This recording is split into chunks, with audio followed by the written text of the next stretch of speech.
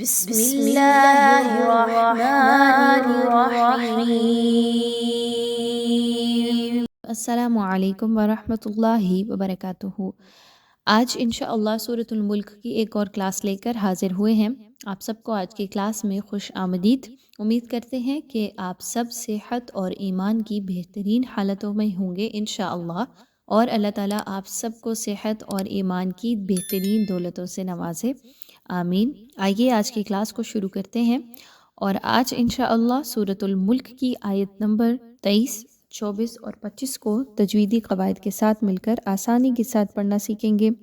آج جیسا کہ آپ سب جانتے ہیں کہ خاص طور پر ان الفاظ کی طرف توجہ دلائی جا رہی ہے جو ذرا ادائیگی میں مشکل ہوتے ہیں یا جہاں پر اصول زیادہ موجود ہوتے ہیں تجوید کے حوالے سے۔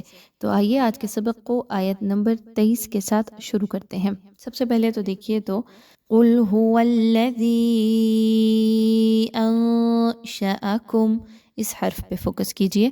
اب اس کو لوگ پڑھتے ہیں انشأکم، یہ غلط انداز ہے۔ نون ساکن کے بعد شین کا حرف ہے جو کہ حروف اخفا میں سے ہے۔ آپ نے یہاں پہ نون کی آواز کو کلیئر نہیں پڑھنا۔ کیسے پڑھنا ہے؟ انشأکم، شأ، ان دونوں کی حرکات کو بڑا بیلنس رکھیے، کسی ایک کو زیادہ لمبا یا کسی کو کم مت کیجئے۔ انشأکم، میم ساکن کے بعد واو آ رہی ہے تو آپ نے یہاں پہ میم پہ نہیں رکنا۔ بہت سے لوگ ہر میم ساکن کے اوپر رک رہے ہوتے ہیں، ایسا کرنا درست نہیں ہے۔ یاد رکھیے میم ساکن کے بعد با یا پھر میم ساکن کے بعد میم کا حرف آ جائے تو ہی وہاں پر غنہ کیا جاتا ہے۔ انشأکم وجعل، نیکسٹ، لکم السمع والابصار، با پر جزم کی علامت تو با کو تھوڑا سا ہلایا جا رہا ہے، والابصار۔ اچھا، ایک اور میجر مسٹیک جو لوگ کرتے ہیں کہ حمزہ کی آواز کو عین کی آواز میں پڑھنا شروع کر دیتے ہیں۔ عین کے مخرج کو ٹھیک کرنے کے چکر میں حمزہ کو عین کی طرح پڑھ دینا درست نہیں ہے بالکل بھی۔ آپ نے حمزہ کو نارملی طریقے سے پڑھنا ہے، جبکہ عین جہاں پر آ جائے تو اس کو ذرا اچھے طریقے سے ادا کیجئے۔ والابصار، بہت سے لوگ یہاں پہ پڑھتے ہیں والابصار، تو یہ درست انداز نہیں ہوگا یقیناً۔ والافئدہ، اس طریقے سے یہاں پہ وقف کر لیجئے۔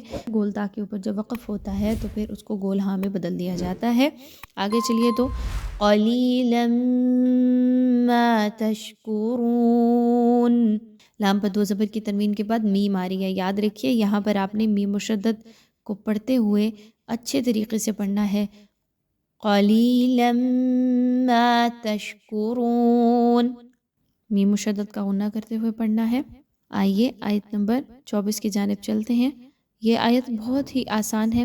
ایک ورڈ ہے ذرأکم، اس میں غور کیجئے، ذال، را، حمزہ، تینوں کی حرکات کو بہت زیادہ بیلنس میں رکھیے۔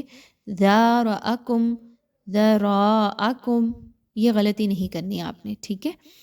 کسی ایک کو کھینچ کے اور کسی ایک کو مقدار کو کم نہیں رکھنا۔ تینوں کی حرکات سیم ہے تو تینوں کو سیم طریقے سے پڑھا جائے گا۔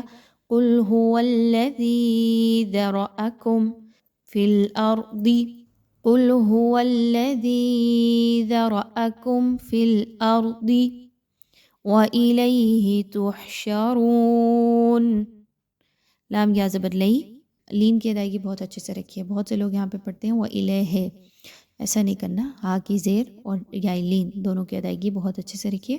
وإلیہ تحشرون، تحشرون، ہا، اچھے سے نکالیے ہا کی آواز کو۔ آیت نمبر 25 کی جانب چلیے تو یہاں پر ایک ورڈ ہے ان کنتم صادقین۔ اب اس میں نون ساکن کے بعد کاف ہے، سیکنڈ میں نون ساکن کے بعد تا ہے، اور پھر میم ساکن کے بعد صاد ہے۔ تو یہاں پہ کون کون سے قواعد فالو کیے جائیں گے؟ سب سے پہلے تو نون ساکن کے بعد کاف ہے تو اخفا کیجئے، نون ساکن کے بعد تا ہے تو بھی اخفا کیجئے۔ تو اب یہاں پہ آپ نے کیا پڑھنا ہے؟ دونوں میں نون کی آواز کو کلیئر نہیں پڑھنا، اخفا کرتے ہوئے یعنی چھپاتے ہوئے پڑھنا ہے۔ آواز کو تھوڑی سی ناک میں جائے گی لیکن نون کلیئر نہیں ہوگی۔ ان کنتم صادقین، میم ساکن پہ نہیں رکنا۔ جیسے کہ آپ کو بتایا کہ میم ساکن کے بعد اگر میم کا حرف آ جائے یا پھر با تو تبھی یہاں پر غنہ کیے کرتے ہوئے پڑھیے، ادروائز غنہ نہیں کیا جائے گا۔ تو اس طریقے سے آج کا سبق مکمل ہوگا۔ ایک بار تینوں آیات کی تلاوت کرتے ہیں تاکہ آپ سب کو اچھے سے کلیئر ہو جائے۔ قل هو الذي أنشأكم وجعل لكم السمع والأبصار والأفئدة قليلا ما تشكرون قل هو الذي ذرأكم في الأرض وإليه تحشرون ويقولون متى هذا الوعد إن كنتم صادقين